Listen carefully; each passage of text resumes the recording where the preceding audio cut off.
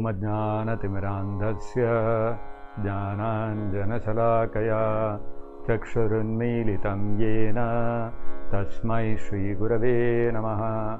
Namo Om Vishnupadaya Krishna Presthaya Bhutale Srimate Bhakti Vedanta Swaminiti Namine. Namaste Saraswate Deve Gauravani Pracharine Nirvishesha Shunyavadi Paschatya Deshatarine. Jaya Shri Krishna Chaitanya Prabhu Nityananda Shri Advaita Gadadhara Shri Vasadi Gaura Bhakta Vrinda. Hare Krishna Krishna Krishna Hare Hare, Hare Rama Rama Rama Hare Hare. Mukam karoti vachalam pangum langhayate girim yat kripatamaham vande Shri Gurum Deenataranam. Hare Krishna. A warm welcome to all of you to today's episode.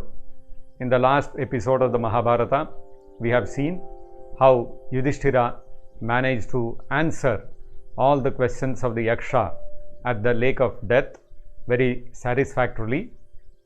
And once Yudhishthira Maharaj had answered all the questions, which covered a wide range of topics from dharma to spirituality to material duties, etc. After all that, the Yaksha informed Yudhishthira Maharaj that he would bring one of his brothers back to life. And he asked Yudhishthira Maharaj to choose which brother he would want to bring back to life. The question was whether Yudhishthira would choose Bhima or Arjuna, because they were the most powerful warriors, and they were the two brothers on whom Yudhishthira Maharaj was entirely dependent upon to win a battle against Duryodhana if it arose, if it was required to get back their kingdom. Without these two, Yudhishthira Maharaj would be really crippled. When the Yaksha asked Yudhishthira Maharaj to choose one of his brothers to bring back to life, Yudhishthira Maharaj responded that please bring back Nakula to life. This was a very surprising thing. The Yaksha was taken aback, and he asked Yudhishthira that everyone knows that Bhima is very dear to you, and he has the strength of thousands of elephants put together, and Arjuna also is a warrior par excellence. Even the Devatas cannot stand in front of him in battle. Instead of choosing one of these two, the Yaksha asked Yudhishthira Maharaj, why have you chosen your stepbrother Nakula? What is the reason?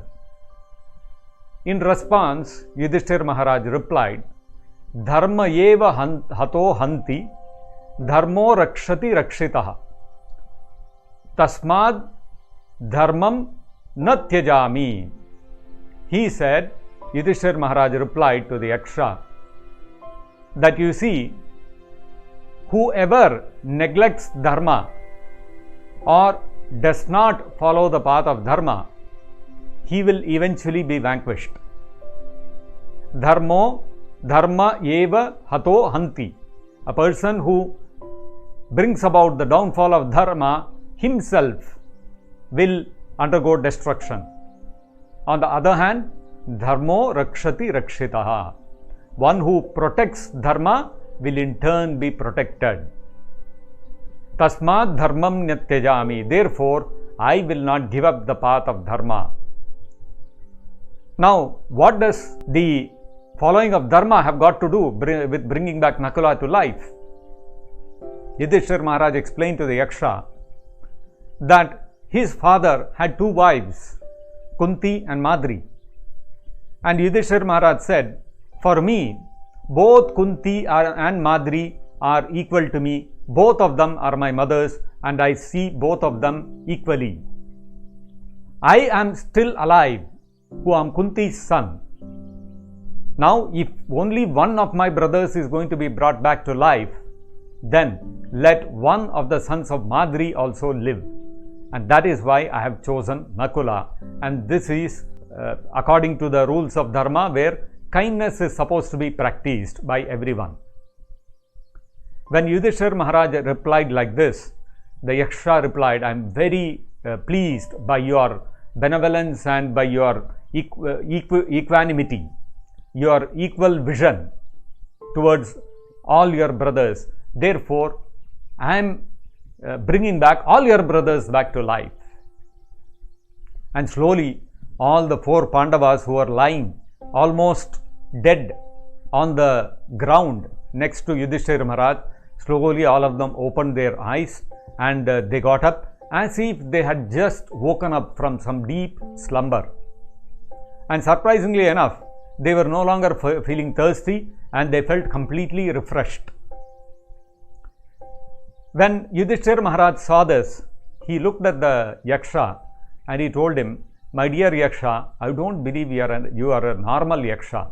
No normal Yaksha can do what you have done. First of all, to kill my brothers is impossible for any ordinary Yaksha to do. And after killing them, bringing them back to life. This is indeed a real miracle, which only some great Devata can do. So it is hard for me to believe that you are a simple Yaksha. Please, if you feel it appropriate, please kindly reveal yourself. The Yaksha then suddenly transformed into a demigod, bedecked with a lot of golden ornaments and wearing silk clothes and looking very handsome. And the demigod revealed himself to be the Yamaraj, who is also known as Dharmaraja. And he responded to Yudhishthira that, my dear son, please know that I am your father, Yamaraj. And today I have been very pleased with you. I just wanted to test you, and that is how I created this whole situation, and I am very pleased with the way you have reacted. Therefore, being pleased with you, I want to give you some boon. So please ask me whatever you would like to ask.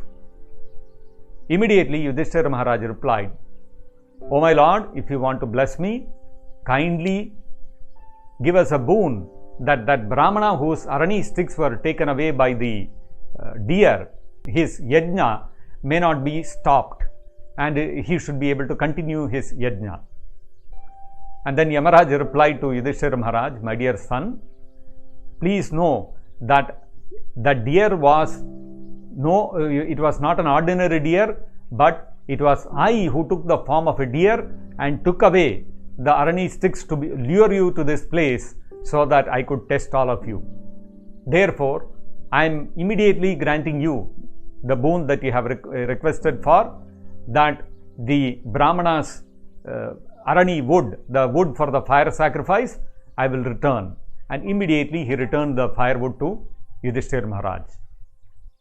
And after this,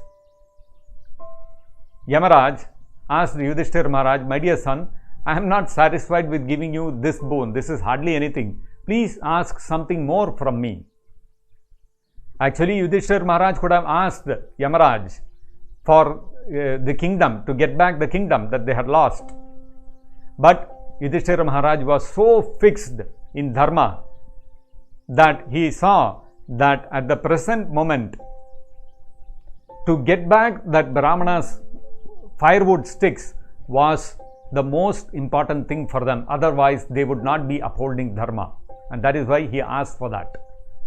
Yudhishthira Maharaj was not so much interested in occupying the throne, having a kingdom and getting back his lost kingdom. I should take revenge upon Duryodhana. Those things were not there in his heart at all.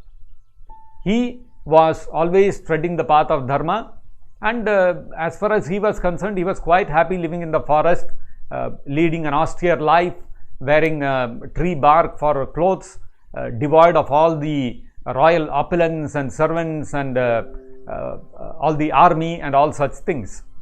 He was happy as long as he was able to follow the path of dharma. As far as the kingdom was concerned, in due course of time, according to the law of karma, If they had to get back the kingdom, they would get it. If they were not destined to get it, they would not get it back. So Yudhishthira Maharaj was not so keen. He was not so concerned about getting back the kingdom. Now when Yamaraj asked him to ask for one more boon, then Yudhishthira Maharaj replied to him that if you want to grant us one more boon, then please bless us that now our 12th year of forest exile is getting over, and next year, 1 year, we have to live incognito. If you so wish, please bless us that we may be able to carry out this exile in incognito successfully. Immediately, Dharmaraj replied that, so be it, my son, I grant you your boon. In fact, I bless you that even if you roam around in all the prominent cities, dressed in the same way that you are currently as the Pandavas, nobody will be able to recognize you. Even if you go without any disguise, even if you present yourself as you are, nobody will be able to recognize you. This is my boon to you, and therefore I am blessing you that the next 1 year which you have to live incognito, go to the kingdom of Virata and spend your 1 year there. And then Yamaraj said to Yudhishthira Maharaj that I am not satisfied with just giving you 2 more boons. I want to give you 1 more boon. Please ask. To which Yudhishthira Maharaj replied, please bless me that I will always tread the path of dharma, and I will never be overcome by kama, krodha, lobha, mada, moha, matsarya, these 6 enemies which are there in the heart. And I will always be able to tread the path of truthfulness. Yamaraj replied that, my dear Yudhishthira Maharaj, right from your birth, by your very nature, you are always on the path of dharma, you are always truthful, and kama, krodha, lobha, mada, moha and matsarya have no place in your heart. But still, since you are asking, I bless you that you will continue to be free from these vices. And so, being blessed by Yamaraj like this, the Pandavas became very happy, and then Yamaraj also disappeared from the spot. Then, taking the Brahmanas' Arani firewood, the 5 Pandava brothers, they returned, and they handed over the firewood to the Brahmana, and they continued to live in the forest for the next 4 months, which were the rainy season. Generally in North India, the months starting from July up till about September, these 4 months are the rainy season. And during the rainy season, during those days, the practice was that people would not travel anywhere, they will stay wherever they are to avoid the troubles of walking through muddy patches of land. And also the rainy season is the time when the forests become infested with snakes, etc. It's not safe also to travel during that time. So the Pandavas stayed in the Dvaitavana itself for the remainder of the rainy season. And once the rainy season was over, the Pandavas started discussing amongst themselves that now the time has come that we have to live incognito. Now, where do we go? After discussing various options, they decided that as per what Yamaraj had blessed them with, they should go to the place known as Virata Nagara. This Virata Nagara was so called because it was being ruled over by King Virata, and the kingdom was also known as the kingdom of Matsya. And this Matsya kingdom, some people say that it is in Rajasthan, and Virat Nagar is about 60 kilometers from Jaipur. Some other people say it is a place called Bairhat in Bengal. Either way, it was quite a distance from wherever the Pandavas were there, and they undertook a long journey by foot to cover the distance. Before leaving for Virat Nagara, the Pandavas, they sent whatever servants and maid servants they had, they sent them all back to Hastinapura, and they requested Dhaumya also to, Dhaumya was their family priest who was staying with them. They requested leave from him also, and the Pandavas left all on their own to Virata Nagara. Having reached Virata Nagara, the Pandavas started discussing amongst themselves how they would disguise themselves and what they would present themselves as. Although Yamaraj had blessed them that even if they were to walk around as it was, as they were, nobody would recognize them. Still, they thought it better to disguise themselves. Yudhishthira Maharaj told his brothers that I will become Kanka and I will become an advisor to Virat Maharaj. I will introduce myself to Virat Maharaj, saying that I used to be an advisor in Yudhishthira Maharaj's court, and now that Yudhishthira Maharaj and the Pandavas are in forest exile, I don't have a job, so I have come seeking a job with you. Then he looked at Bhima and he said, what will you do? Bhima said, I am very good in cooking. I will go to Virat Maharaj and I will tell him I was a cook in Yudhishthira Maharaj's kitchen, and I also know a little bit of wrestling. So please appoint me as a cook in your kitchen and I will make wonderful dishes for you. And also whenever some free time is there, I will wrestle some lions and elephants and all that, and I will keep you entertained.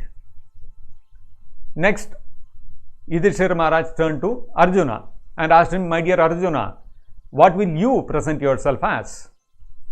At that time, Arjuna remembered when he had been to the heavenly kingdom on the invitation of Indra, Urvashi had approached him, but on the plea that Urvashi was the wife of one of the ancestors of Arjuna's dynasty, the king Pururava, whose wife was Urvashi, Arjuna said, you are like my mother and therefore I cannot see you in any other manner. And being rebuffed like this, Urvashi, being frustrated in her advances towards Arjuna, she cursed him that for 1 year he will have to become a eunuch. Now Arjuna remembered that curse of Urvashi, and he said, I will, now is the time for Urvashi's curse to take place. I will become a eunuch, and because I know good music and dancing, I will teach all the women folk in Virat Maharaj's palace all the different forms of singing and dance. So the brothers were surprised to hear this. Arjuna, the great warrior, he is going to become a eunuch for 1 year. Anyway, this is all destiny. The Lord's Leelas are like this. Then Yudhishthira Maharaj turned to Sahadeva and asked him, what will you do? Sahadeva replied, I will become a cowherd by the name Tantripala, and I will take care of the cows in Virat Maharaj's palace. And then Nakula said that I will become Granthika, a person who takes care of horses, because Nakula was very expert in identifying horses, taking care of them, breeding them, etc. And therefore Nakula said, I will take a place in the stable of Virat Maharaj. Having discussed like this, all the Pandavas decided that okay, now we know what all we will become, and so therefore now what to do with all our weapons. If the cook Bhima, who is going to be the cook named Vallabha, if he is going to go with his gada into the assembly, then nobody will believe that he is a cook. And if Arjuna goes with his Gandiva and says I am a eunuch, nobody is going to believe him. Therefore, all the Pandavas wrapped up all their weapons in a nice piece of cloth, completely covered it up. And when they approached Virat Nagar, at the entry to the Virat Nagara, they came across a big crematorium, and outside the crematorium was a big shami tree. They climbed onto the shami tree, and on the top of the shami tree, they kept all the packed weapons, and they left the place. Some people were there who were coming to the crematorium. They came across some people, and they told them, in our custom, we all dead bodies we cover in cloth and keep it on top of the shami tree so that the soul goes to heaven. And our mother recently passed away, so we have put her corpse, we have covered it in a cloth and kept it on the top. When the people heard, they said, oh my God, corpse up there, we should not touch it. And this way the Pandavas thought, nobody will touch those, nobody will become curious enough to go and unpack those weapons. The first day, Yudhishthira Maharaj entered the court of Virat Maharaj, and he introduced himself as Kanka, and he told the king that he had been an advisor in the court of Yudhishthira Maharaj.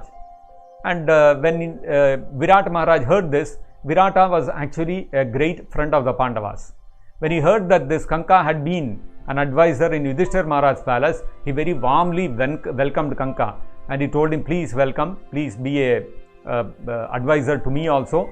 I don't know how the Pandavas are living in the forest. It is a very unfortunate situation. I hope very quickly that gets over. He was also feeling a little bad about that. The following day, Bhima entered the court of Virata Raja, and he introduced himself as Vallabha, the cook, and he told the king that please appoint me in your kitchen. I used to cook in Yudhishthira Maharaj's kitchen, and I know a variety of dishes, and every day I will cook very fine dishes for you. The king was very pleased to see this huge able-bodied cook, and he said, okay, since you are coming from Yudhishthira Maharaj's kitchen, you must definitely be a good cook, so right away I am appointing you. The next day, Draupadi entered the kingdom, and she approached the king Virata's wife Sudeshna, and she introduced herself as a class of maidservants known as Sairindri, and she informed Sudeshna that she had been earlier a servant of Draupadi as well as Satyabhama, and she had now that Draupadi had gone into the forest in exile, she had lost her job and she was looking for a job, and that's how she had come to meet Sudeshna seeking an employment. Sudeshna, when she looked at this woman, she saw that she was extremely exquisitely beautiful. She told her that if you have served Satyabhama, Krishna's wife, and Draupadi, definitely you must be very qualified. I will be very happy to have you with me. But seeing your beauty, I am very afraid that the king may get carried away, and he may think of making you the queen. Then what will become of me?